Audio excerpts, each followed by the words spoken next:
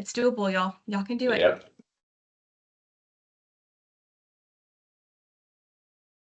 Well, I'm sure we'll have a couple of folks pop in here in a minute, but I wanted to just go ahead and get started.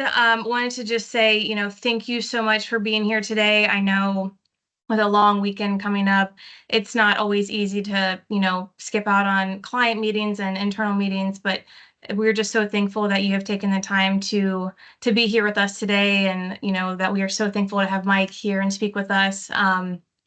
On behalf of Honor Service Network, our Veterans ERG here at TSG, we're just so grateful that we have this opportunity to do things like this, and that we are in a company that's culture really thrives on our employee well-being and the things that fuel our fires. So before I kick things off to Tony, just want to say again, thank you for being here. If you would like to be more involved with our Honor Service Network, feel free to send me or Stephanie Blake a note. We'd love to add you to our group and hear your ideas. And then throughout this call, I'll be monitoring the chat. So feel free to chime in, add questions. I'll be monitoring and, just really thankful you're here. So Tony, I'll send it over to you. Yeah, thank you. Hey everybody, I'm Tony. I'll say a couple of things here. I think the Honor Service Network hit the nail on the head in picking today's speaker.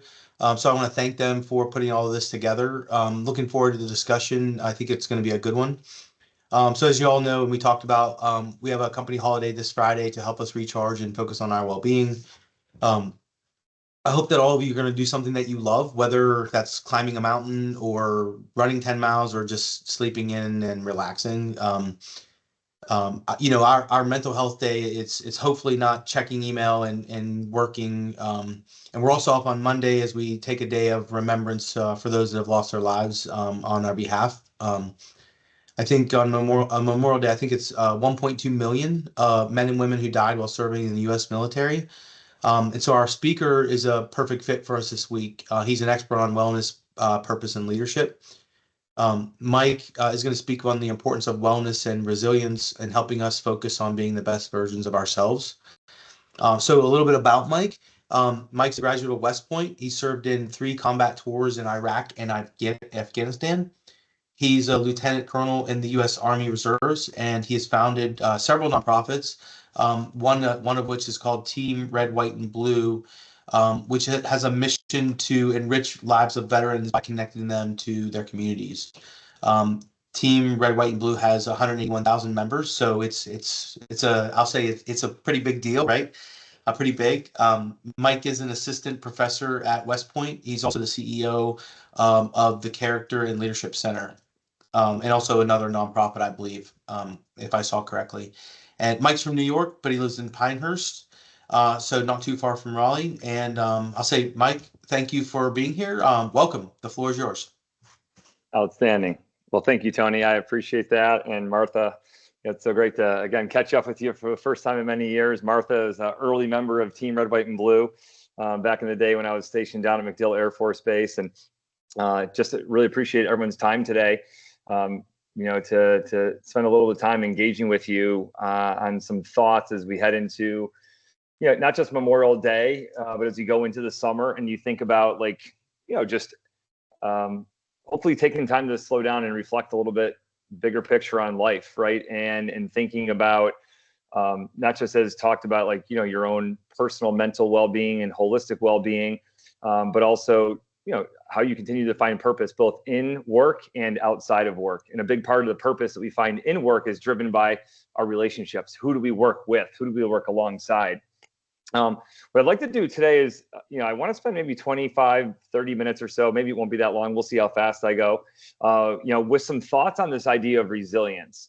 And I don't want to drive, too far ahead of the slides here, but just at the high level, I do think that there's multiple ways that we think about wellness. There's multiple ways that we think about our well-being. At Team Red, White, and Blue, and this is our entire purpose. Our mission at Team Red, White, and Blue is to enrich veterans' lives. And we do that by forging America's health and wellness community for veterans, right? So that's how we do that. But a lot of what I've spent my time studying and teaching I was a grad student at the University of Michigan. After my 3 deployments, I went back to the U.S. Military Academy at West Point, and I taught leadership and positive psychology and resilience. right? And continue to, engage with different organizations. So college football teams, professional athletes, elite special forces units right here at Fort Bragg, North Carolina. I have the opportunity to engage with a lot of people who think a lot about this topic of mental well-being and resilience. And I just want to set the table briefly by just saying, I think that there's kind of multiple ways you can approach it, but I'm personally a big believer in the power of working on our mindset, working on how we think about adversity, how we think about challenges, how we think about setbacks, how we think about all the stuff in life, to include when things aren't going well and when we feel beat down and we feel worn out, which we all do, right? We all face this, in our daily lives, if not daily, then certainly weekly, right? Chances are you're not living life right if you're not beat down at least a couple times in a week, right? And I would argue the fact that as humans, we are born to be resilient. We are born to be able to handle adversity, and not just handle it, but to be able to thrive in it. And it doesn't mean it's going to feel good, but like a workout, coping with and dealing with stress and dealing with setbacks, and when things don't go right, it's fundamentally part of being it's a fundamental part of the human experience and being human, right? And again, I want to just talk about the power of our mindset to be able to shape and influence that. So I'm going to go ahead and start driving some slides here that hopefully help to illustrate that. So you don't have to just look at me talking the whole time, and we'll go from there. So, all right. Can someone give me a verbal? Because I can't see anyone on the screen anymore. Can someone give me a verbal that you can see the slides and still me? You are good. All right. Awesome. All right. So I call this concept really this idea of the resilient culture initiative. It was actually born out of COVID. I worked with a lot of organizations, a lot of, tech companies, a lot of companies, people, were working overtime, working really hard, during, of course, COVID, when the technology world was expanding and growing so rapidly. And there was a ton of stress, in people's lives. And so I developed this concept in partnership with a woman named Dr. Caroline Angel. She's a nurse, PhD in nursing from University of Pennsylvania, and has a big focus on resilience and mental health as well. So first up, I just want to talk about a little bit, just high level, understanding the operating environment. Of course, any military operation, anytime you deploy, a big part of it is understanding, well, where are we going? Are we going to the training center at Fort Erwin, California? Are we going out to the training fields outside, post here at Fort Bragg? Or are we going to Baghdad, Iraq? Right? And understanding the operational environment is a really important first step. So as I think about the operational environment, there's two big things that I think shape and influence our mental approach and our mindset right now. Number one is the reality, of course, that we live in the information age. We live in a time where things are moving fast. There is an overwhelming volume of information, apps, emails, text messages, DMs. We think about the speed at which, and this is, I know, a lot of y'all's world, right, in terms of artificial intelligence, and this whole world, it's moving so fast, right? And I think it's important to realize just the sheer volume of information that stimulates those 80 billion neurons, give or take, in our brain on a daily basis, right? This has not been the case since the dawn of human history, right? It really has only been the past 20 to 25 years where we have this barrage of information and access to information at our fingertips like we do right now, right? The second big idea here, is a concept that comes from two colonels in the U.S. Army War College back in 1987. And it's this concept of VUCA. And perhaps some of you have heard of this before, but VUCA is an acronym. And it really, it's four words that seem like they're kind of related to each other. But when you smush them together and you come up with this acronym of volatility, uncertainty, complexity, and ambiguity, right? You get this idea of VUCA. In other words, these two colonels, they created this phrase to help to describe the fog of war, right? That you can have the best plan in the world. Plans are worthless. Planning is priceless, as General Eisenhower famously said, right? Or as Mike Tyson said, everybody's got a plan until they get punched in the face, right? Or as we say in the military, no plan survives first contact with the enemy. In other words, we go into our given day, we go into the quarter, we go into the year with a mentality of what we can do and how we think things might go. And inevitably, we get hit in the face. Inevitably, the bullets start flying and the plan goes to shit, at least for a little bit, right? And so this is this concept of VUCA, right? And so it's my conviction and my belief that in a world that is just bombarding us with information nonstop from the time we wake up until the time we go to bed, in a VUCA world where so much is changing, and not just changing, but it's changing rapidly, especially in the sector that that you work in and that you live. Like, my conviction is that we need an explicit focus on building resilience, and not just in ourselves, but as we think about it within our organizations. So, like, this is part of the thought and the theme, of my talk or my presentation is to help us think about, yes, wellness, but also this idea of how do we develop and build a resilient mindset, right? Because it's really important for us to do that if we are going to sustain and survive and eventually thrive in the face of that VUCA environment that is not going away. As much as we might want it to, right? Like, it'd be great if things just slowed down and calmed down a little bit and were more predictable. But unfortunately, I don't sense that that's happening anytime soon. And so, like, we can't just have wishful thinking and say, oh, well, it's going to slow down one day. Like, pretty much in every sector right now of organizations that I work with across all different dynamics, like, this is it. Whether it's NIL and transfer portal in college sports, or it's the military and changing warfare and how quickly it's changing with drones and technology, like, everything is changing everywhere really quickly, right? And it doesn't mean that you have to love the VUCA nature, but it does mean that, like, I think that it's important that we work on our mindset to help us to be able to cope with and to eventually, again, thrive in the reality of that VUCA environment. All right, so that maybe briefs well. I hope it briefs well that, like, it's important that individuals and organizations focus on building resilience. But what does that actually mean, right? And so to help to set the stage for this, I just want to talk about a little history from my own military experience. In the bottom left, that's the little, I wouldn't call it an apartment, but the trailer right next to mine where I lived when we were deployed. I was actually working in the nighttime. I had the night shift when this happened, but a 127 millimeter rocket hit that and destroyed it.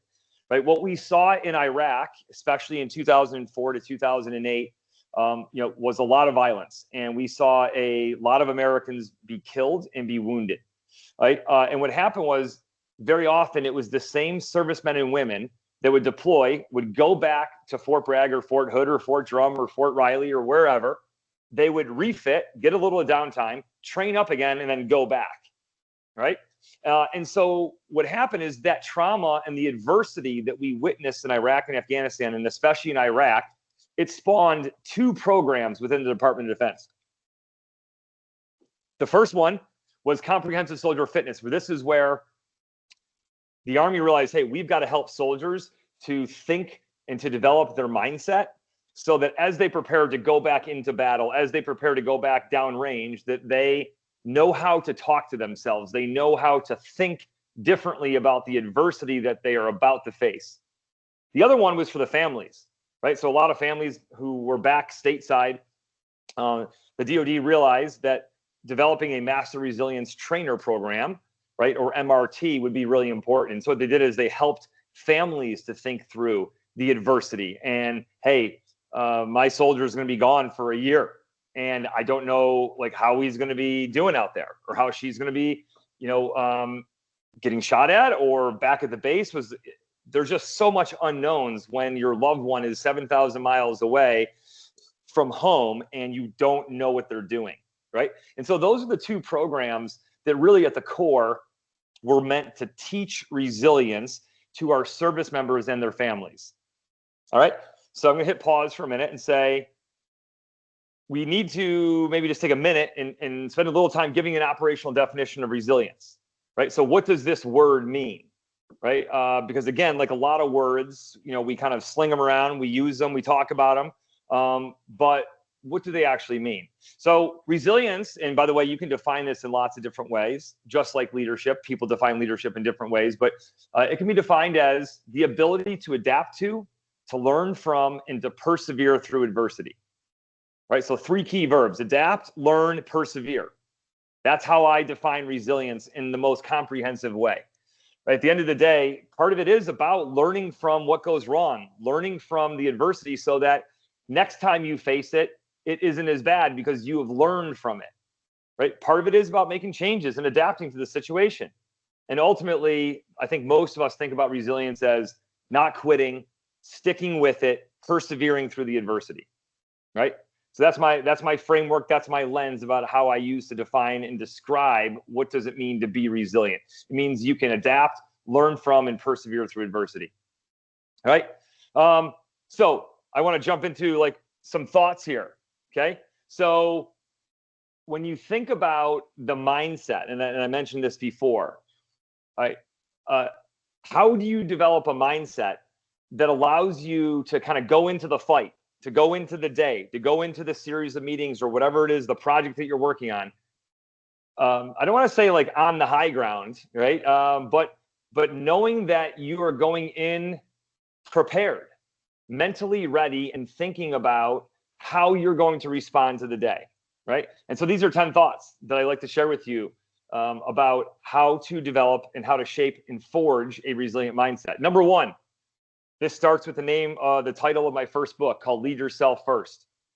I think it's really important to understand, like, you can't pour from an empty cup. You've heard the analogy before, perhaps, that, before on an airplane, before, you can help someone else, you have to put on your own mask, right? There is an element of self-leadership if you want to be resilient where you have to start with yourself.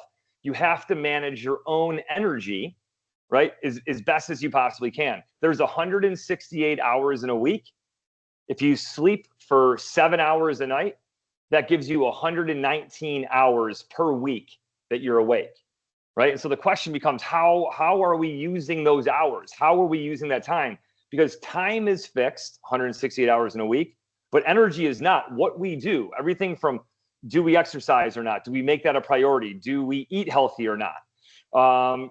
Do we drink caffeine or eat dessert too late at night so that we don't sleep well? Like, all these things shape and influence our energy. And so it starts with a resilient mindset starts with ourselves, right? And leading ourselves first. Number two, this is something we saw over and over and over again in combat. In fact, it was one of the most repeated phrases of my 3 deployments that I heard. Slow is smooth and smooth is fast. We think often that, hey, being resilient means like just taking as much as we possibly can on and handling it as quickly as we possibly can. That's what society wants us to believe, right? In fact, like, when the bullets start flying, when things start getting stressful, it's more important to slow down time, not literally, but in our minds. Because if you continue to go fast when things are stressful, right? Not only are you more prone to make mistakes, but like, you're more prone to make bad decisions, right? And so when you think about this idea of slowing down, one of the things that people who are resilient do is they take a deep breath and they slow down. They slow down before they make that big decision or before they take that next step, right? And ultimately, especially in combat, right, but also in life, when you go slow and slow becomes smooth, smooth actually becomes fast, right, over time. Number 3, the basics of what we call shoot, move, and communicate. We talk about the fundamentals of operating in a stressful environment. And again, in the military, we talk about this. The more chaotic it gets, the more important it is to simplify. The more chaotic things are, the more stressful, right? Like, there's temptations to like do all these things. This is where we in the Army, we say shoot, move, and communicate. That's your job. Don't worry about anything else. Don't worry about the logistics. Don't worry about this. Don't worry about, just worry about what you need to do right now, which is shoot, move, and communicate. People who are resilient, they do not allow the stress of the moment necessarily to build up and just keep mounting.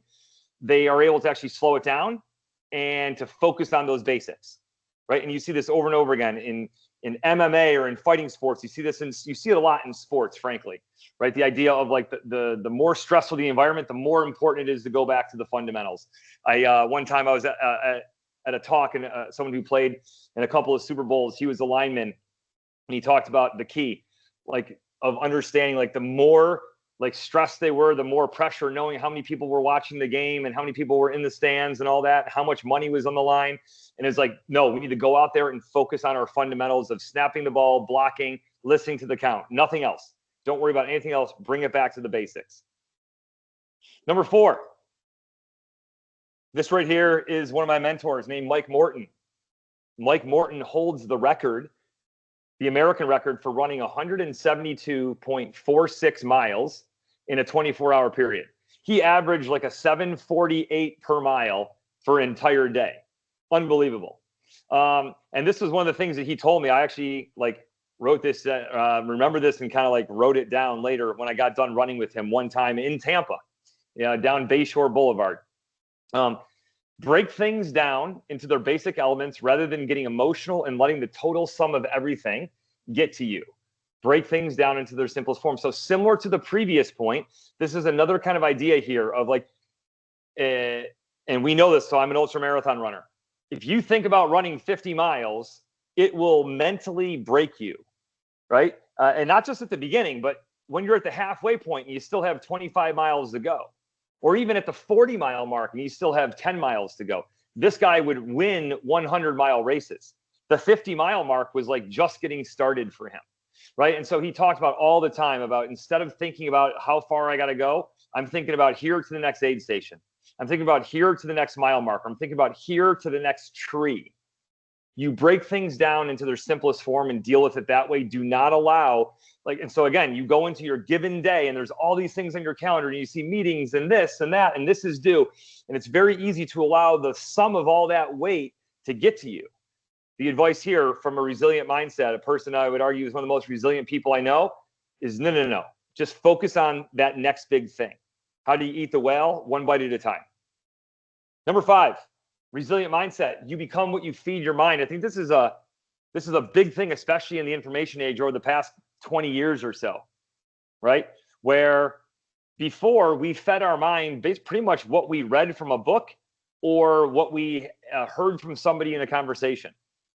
And now, every time we pick up our phone, especially if you pick up social media or you go to the internet, right? There's all kinds of different things that you can feed your mind that are not helpful. And so, again, this is not Pollyanna and pretend that the world is all perfect. Of course not, right? This is the reality of the world. It's about feeding your mind good stuff, right? Things that are positive, that challenge you and lift you up. And then there is drama and things that are frustrating and that are negative, right? So thinking hard, again, from a resilient mindset standpoint of what you feed your mind, right? Control what you can control. Okay. So when you start thinking about all the things outside of our control, one of the things we learned over and over again from resilient people is that they focus on controlling what they can. This is a picture of a prisoner of war cell. And if you know about some of the people who were taken prisoner of war in the Vietnam War, especially, John McCain was one of them, who was a POW for, I think, over 4 years. But you may have heard of this story before. If you haven't, it's a really fascinating one. There's a guy who was shot down. He was taken captive, and he basically was, POW for a bunch of years. He loved golf, and he knew he couldn't get out of there. There was no way for him to break free or to get out. And so one of the things he did is, in his mind every day, is he would play around a golf at his favorite golf course back home. And when he eventually got out 4 years later, and he went home, even though he had not swung a golf club or hit a golf ball for 5 years, he went out and he played one of his best rounds of golf, right? And the power of it is the power of the mind, that he knew that he couldn't control getting out of the prison cell, but that he could help to pass the time by focusing his brain on something that would keep him engaged. And again, if you go back to Man's Search for Meaning and Viktor Frankl and being in Auschwitz, and you read from the people, Louis Zamperini in the book Unbroken, there's so many examples from war, from military examples of people who are the most resilient, who refused to give in to the things that they couldn't control and to only focus on what they could, right? And it allowed them to survive. It allowed them to emerge, in many cases, stronger from what they endured. Number 7, resilient mindset. This is just the truth. This is just like a truth of physics. Ships don't sink when water is around them. That's actually how they float. They sink when water gets inside them, right? So again, this idea of what is happening around you, right? What happens around us all the time can very easily bring us down and weigh us down, right? And there is so much stuff around us that's going to happen that is outside of our control, that is very easy to be, to frustrate us, right? And the key, I think, becomes like, how do we not allow it to get inside? How do we not allow it to then weigh us down? Like, we can see the adversity and the stress and the things happening, right? But how do we allow it to stay outside of us and to prevent it from getting inside? Like, resilient people don't allow it to get inside, right? There's a famous talk, a few more thoughts here, and I'll stop sharing it and see what questions you may have. There's a talk that kind of went viral from Denzel Washington on social media about this. And he basically paraphrased this quote here, but he talked about this idea that ease is a greater threat to progress than hardship, right? He talked about this idea that strength and struggle go hand in hand. Pursuit of easy things makes people weak, right? And so part of a resilient mindset is understanding how important it is that, like, no, hard things are inevitable. And in fact, hard things are necessary at times to help us to fulfill our destiny. Hard things are essential to help our company to reach the next level, to help me get to the next level of my own personal growth. And again, this is not Pollyanna. This is not toxic positivity. This is just real. Over and over again, we know that struggle is actually the source of how we grow stronger. But it's not easy to feel this way when we're in it and we're feeling the struggle, right? So again, it's this idea of going into it knowing that things are sometimes going to be hard and sometimes going to be very hard, right? And that's okay. Following the path of least resistance is not what we're after, right? As human beings, we're built to do hard things. Final couple thoughts. Damage control. This is a big one. Stop the bleeding. We know that in combat, when someone gets wounded or if a ship gets hit or if a vehicle gets hit, the idea is that we need to be able to, if you are resilient, you know that sometimes bad things are going to happen and you're going to take hits and you're going to get hurt. But the key is to not sit there and go, oh, well, that's it. We're cooked. We're done. Like, it's over, right? But most of the time we have the ability to limit the damage, to save the ship, to save the life with a tourniquet or save the life with whatever we need to do. Then you can repair those key systems. You can prevent the loss of blood, right? And then you can continue to finish the mission. So again, resilient people know that things are sometimes going to go really bad, and that's okay, right? They know that the key is to be able to finish the mission. To do that, you've got to limit the damage. You got to do damage control. You have to stop the bleeding. Final two thoughts. The reality is, we know this, like, all of us to be true, right? That, like, in many ways, like, no matter what you choose, one way or the other, it's hard. Like, it's hard to have the discipline to walk away from that donut or that Pepsi or that third beer, right? But it's also hard to deal with the consequences of the next day, right? It's hard to be indecisive. It's also hard to trust yourself, right? So suffering is hard. So is asking for help, right? And so we think about, how do we find the right balance there of knowing how to do this? People who are resilient, they know that no matter what, they're going to have to choose, right? Choose their hard, and that's a part of being a human. That's a part of the journey of life, right? And the last thing, the big thing here about the journey of life, right, is the reminder, of course, that both people and life in general are complicated. There's this big prevailing notion that, stress and problems and other people, like, they're actually getting in my way of living a great life. And really what we know, not just when you study people throughout history, but when we look at our own lives, that ultimately people are the source, and the path, and they are the obstacle, but they are also the way, right? And so that people can very easily frustrate us and bog us down and beat us up, right? And we can say, man, people are just giving me, like, all kinds of fits today, right? But ultimately, like, life boils down to what we do with and for other people, right? And a great source of resilience, by the way, as we wrote about in Leadership is a Relationship, my second book, that other people and our relationships with them are often the greatest source of resilience for a lot of times, right? When we get hit hard, when things go wrong, it's how do we pick each other back up? How do we have each other's backs, right? And so those people, when you invest in people and you have those relationships, they will be there for you, whether they're your teammates on your company or whether they're your friends or your family. The people who are there for you when things don't go well, they are the ones that help you to cope with that adversity and to move on. So that said, I'll pause there. That's my thoughts that I wanted to share with you today about again, not just resilience in general, but our mental approach, right? And how we sort of think through these things, to give ourselves the best shot, right? To be able to cope with the inevitable adversity of life.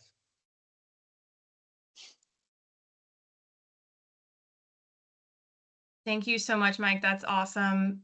So many different, aspects of what you're mentioning just like really hit home. I know myself get so caught up in chores around the house, and I have pings coming in constantly, and I have other responsibilities coming up, and it's so easy for us to just get so caught up in the needs of like the little things instead of just taking the time and just appreciating what you have, and just knowing that it's all great, and just changing the mindset is so good. I think somebody might have had their hand raised for a second. Maybe. Tony? I would love to share these slides with my family. Are we able to get a copy of them? Yes, I can email them for sure. Appreciate it. Yeah, Mike, this was great. Appreciate you sharing your experiences. Is pretty incredible and good for you in terms of creating, how many members did you say Martha or Tony Mike had in Red, White, and Mike, Blue? I think we're getting close to 300 now, right? 300,000. Yeah. So yeah, I mean, all over the place too, right? Yeah, who've joined since the very beginning. Yeah, we're about 300,000 now. We turned 15 years old this year. Incredible. Yeah, I have to tell myself sometimes, Mike, that as hopefully still have a lot of life to live, but being in my 40s, kind of looking back, business, personal, the things that I'm most proud of and things I look back with the most fondness are often like overcoming the really challenging times, or like doing something tough, or facing adversity and being happy. And then I barely remember those fleeting moments of just like easiness, or when things are smooth, right? So I've got to tell myself that when I'm in the thick of it, that getting through this is going to be something that I'm able to kind of look back on, even more so than just the smooth, easy times. Totally. Now, Mike, would you like to share some of the awesome things that Team Red, White, and Blue has done over the last couple of weeks? That'd be absolutely. Awesome. Yeah. So, and you can go on and learn some more about this. I got a message on this. So I'm going to be on AccuWeather tomorrow at 8:45 in the morning, talking about a couple things. One, what we've just done, and two, what we're doing heading into Memorial Day. So number one, we had a team. We recruited a team of 12 veterans. They ran a single American flag from the USS Midway in San Diego all the way across the country through all kinds of weather, the deserts of Arizona through Phoenix and West Texas, the high ground in New Mexico, where they climbed up to 8,000 feet, all the way through Dallas and up to Arkansas, Nashville, Tennessee, through Virginia, and they finished in Washington, D.C. at the National Mall. So they covered 3,000 miles in 16 days and 2 hours, which is just crazy. The flag never stopped moving. One person was always on the flag, running the flag. And so it was an utter test of teamwork, but also certainly resilience to be able to run. Each person ran an average of 2 hours a day, absolutely, pretty much as fast as they could while carrying a flag the whole way. And finished on the National Mall, which is pretty amazing. But beyond that is heading into this, what I'll be talking about on AccuWeather tomorrow at 8:45, is heading into Memorial Day weekend. We've got what we call a monthly mission called Memorial Miles. So whether you're a runner or not, doesn't really matter. You can hike, walk, run, ruck, do whatever. But the idea is to dedicate some miles over this weekend to someone or to people who have been killed in action. And you may be fortunate, to not know anybody personally, who was killed. Certainly I've lost, the better part of, I'd say 25 to 30 people who I knew pretty well, from deployments. And so it's that one day of the year where if you know anyone, especially who is deployed, right, or lost a loved one, like that's a very big day for them. Memorial Day is on Monday. But yeah, you can participate in that yourself. And, go out there and dedicate and learn some more about, some of the men and women who gave their lives, for the country. And so that's a big part of what we do. And it's, I think honoring their legacy and, letting their loved ones know that, they're not here with us anymore, but like we certainly remember and we'll never forget the sacrifice that they made. And us as Americans striving to live a life that is worthy of the sacrifice that they made. So. Awesome. Thanks, Mike. I know, we have Mental Health Day tomorrow, and, we just want to, again, TSG, it's been such a incredible support system for all of our employees. I just wanted to mention as well from our DEI committee that, we understand everybody has lives outside of work, and things can sometimes get tough. We do, offer the employee assistance program within TSG and Work Life Services. So if you're ever in the need of free confidential support, that is available to you 24/7. To you and your household. So whether you just want to talk to somebody, talk, legal, financial concerns, help manage stress, just have any sort of support, that is available to you, whether that be counseling, online messaging 24/7, through Talkspace. There's also just 24/7 phone and online help. And then we also have self-help resources that are available to you at any time as well. So, again, as we move into Mental Health Day tomorrow, and as we move into the Memorial Weekend, just make sure that you're taking time for yourself, and whatever that is that you are facing, big or small, you have TSG to have your back. So again, I think we're getting pretty close to time here. Any additional thoughts or comments for the group? For me. Only thing I would say is, landing the plane here is, this idea of, resilience is something it's a work in progress, no matter who we are, right? Like I've studied it for many years now, practiced it, like every day, everyone's going to have good days and bad days, like that's just the part of being a human. I honestly, I go as far as to say to people, if you could guarantee me that every day would be great and I wouldn't have any bad, it briefs well, but it's just not if you were to eat filet or lobster, or think of whatever your favorite meal is every single day, you take it for granted. The whole idea of before you get rainbows, you get rain, right? The reality is the hard times and the adversity, the bitter makes the sweet all the better, right? And so it's just continuing to work on shaping and understanding that mindset, because we can often kind of default to the feeling bad for ourselves or the frustration, which is totally human to do, but working hard on shaping our mindset, that the adversity and the hard times are not going to last forever, right? Every storm runs out of rain, as I think Maya Angelou famously wrote, and so it's also important to never forget that, the adversity and the challenges are actually fundamentally part of the human experience, right? And that we're built for it. Awesome. Well, thanks everyone. I appreciate all the comments and the affirmation on the message, and hopefully it helped out just a little bit as you head into the weekend. And thanks again for what you do. Thank you so much, Mike. We really appreciate your time today. I know it's been just everything has just been so great to hear and great reminders before the weekend. So again, thank you. We really appreciate it. And if anybody needs, wants anything from Honor Service Network, we have some things coming up at later part of the year. Feel free to reach out. Everybody have a great weekend and Mental Health Day tomorrow. Thank you very much. Thank you. Thank you. Take care. Bye.